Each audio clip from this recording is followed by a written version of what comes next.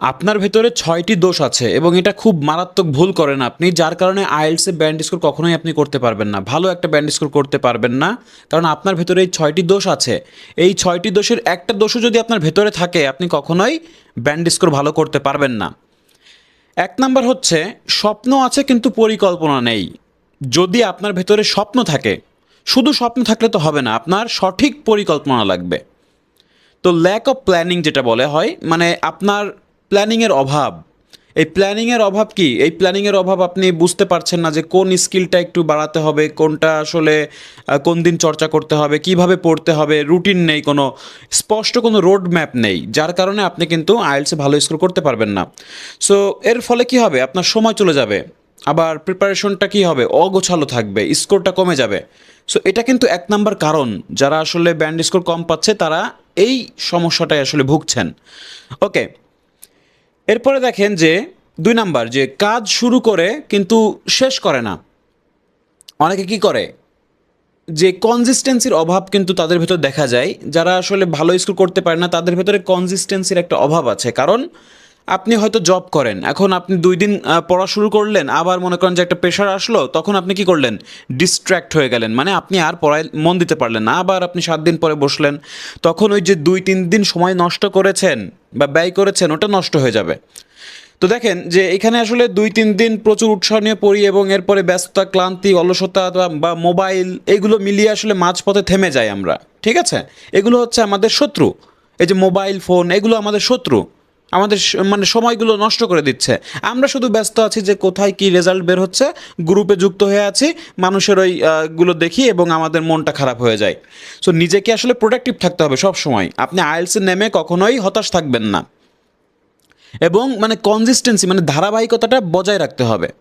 এখন দেখেন, যদি এগুলো বজায় না রাখতে পারেন তাহলে কি হবে? লিসেনিংয়ে ভালো করেও স্পিকিংয়ে দুর্বল থেকে যাবেন, অথবা কোনো স্কিলে অপূর্ণতা আসবে বা পূর্ণতা আসবে না। এই বিষয়গুলো কিন্তু আপনি ফাইন্ড আউট করতে পারবেন। ওকে, সো দেখেন ৩ নাম্বার হচ্ছে, সঠিক সময়ের অপেক্ষা করতে করতে জীবন শেষ। অনেকে মনে করেন যে আমাকে সঠিক সময় এর জন্য অপেক্ষা করতে হবে, এমনিতেই হয়ে যাবে। মানে একটা কেমন যেন একটা আধ্যাত্মিক বিশ্বাস আপনাদের ভেতরে থাকে। এটা দেখেন যে বেশি সময় পেলে পড়বো, মনে করেন যে আপনি আইএলটিএস এর আগে ভোকাবুলারি শিখে নেই, তারপরে এই ভাবনায় তারা ভর্তি বা রেজিস্ট্রেশন পিছিয়ে দেয়। শুরুতেই কিন্তু এটা করতে পারে না, মানে শুরুই করতে পারে না তারা। যে আপনি ভোকাবুলারি পড়তে পড়তে আপনি কি করলেন? ১ বছর কাটাই দিলেন। তাহলে এই টাইমটা যদি আপনি প্র্যাকটিসে দিতেন, তাহলে কিন্তু আপনি অনেক এগিয়ে যেতেন। আপনি ভোকাবুলারি শিখেন কিন্তু পাশাপাশি আইএলটিএসটাও শুরু করে দেন। আপনারা বেসিকের কথা বলে ৭-৮ মাস কিন্তু নষ্ট করে ফেলেন। আমি তো বলবো যে বেসিক তো বেসিক, ওটা জিনিসটা আলাদা।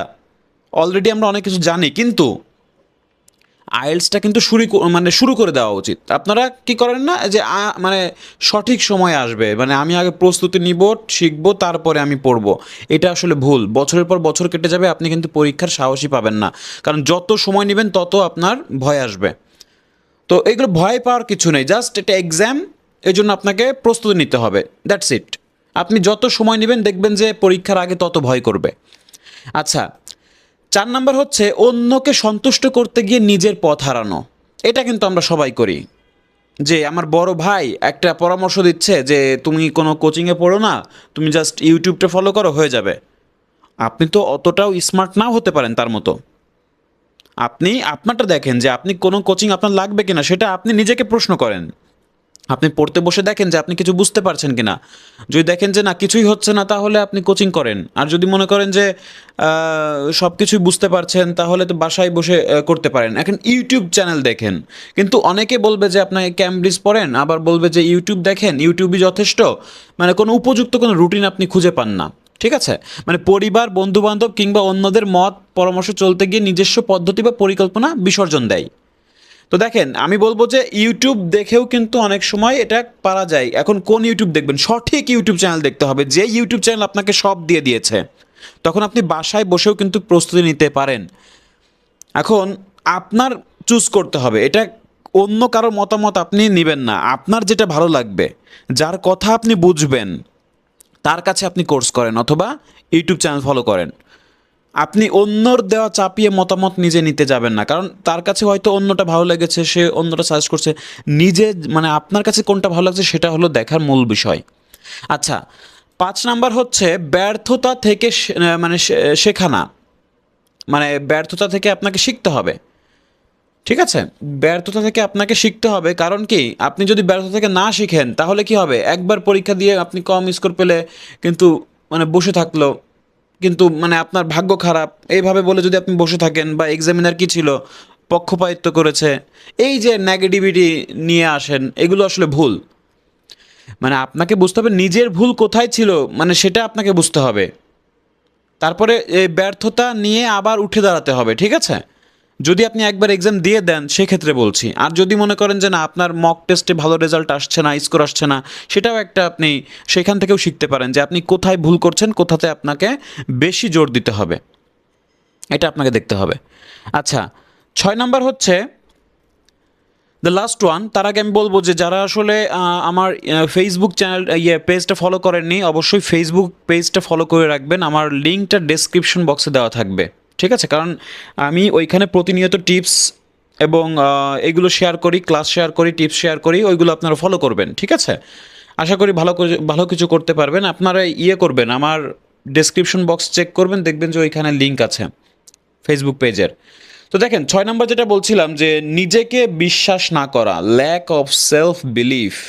দেখেন, নিজেকে ছোট মনে করে, অনেকে কি করে, নিজেকে ছোট মনে করে যে আমি তো গ্রামে থেকে পড়েছি, আমার ইংরেজি ভালো না, আমার গ্রামার ভালো না, আমার দ্বারা কি ব্যান্ড 7 হবে কি না। এই প্রশ্ন কিন্তু অনেকেই করেন আমাকে, যে আমি কি ব্যান্ড 7 পাবো, আমার মুখ থেকে শুনতে চান যে আপনি পারবেন, হ্যাঁ পারবেন। এটা কেন? আপনি নিজেকে বলেন যে আমি পারবো। আপনি যদি বলেন যে আমি পারবো না, বা আপনার ভেতরে ভয় কাজ করে, সংশয় কাজ করে, আপনি কখনোই পারবেন না, আপনি জীবনেও পারবেন না। আপনার দ্বারা ব্যান্ড 7 কখনোই আশা করা যায় না, কারণ আপনি জিজ্ঞেস করেছেন এটা। আপনাকে বলতে হবে যে আমি পারবো স্যার, আপনি শুধু আমাকে গাইডলাইন দেন, এটা বললে কিন্তু আপনি পারবেন। তাছাড়া আপনি যদি আগেই বলেন যে আমার দ্বারা হবে না বা হবে কি, এই যে সংশয় থাকা, তখন কিন্তু আপনি কখনোই পারবেন না। দেখেন, যদি আপনি নিজেকে বিশ্বাস না করতে পারেন তাহলে কিন্তু সমস্যা, নিজেকে বিশ্বাস করতে হবে। আদারওয়াইজ কি হবে, যে আত্মবিশ্বাসের অভাবে কিন্তু ভালো জেনেও মুখ খুলতে পারে না, রাইটিংয়ে আইডিয়া আসে না, কিন্তু লিখতে সাহস পায় না, এই সমস্যাগুলো কিন্তু ফেস করবেন। পারা সত্ত্বেও কিন্তু আপনি, এটা কিন্তু সাইকোলজিক্যাল ব্যাপার। সো এই বিষয়গুলো মাথায় রাখতে হবে, নিজেকে বিশ্বাস রাখতে হবে, নিজের উপরে আত্মবিশ্বাসটা রাখতে হবে। ওকে, সো এই 6টা টিপ যদি আপনি ফলো করতে পারেন তাহলে আশা করি, বা এই ভুলগুলো যদি এড়াতে পারেন তাহলে আশা করি কি করবেন, ভালো একটা স্কোর করতে পারবেন। আপনি আইএলটিএস ব্যান্ড স্কোর আপনি 8 দ্বারা করাতে পারবেন।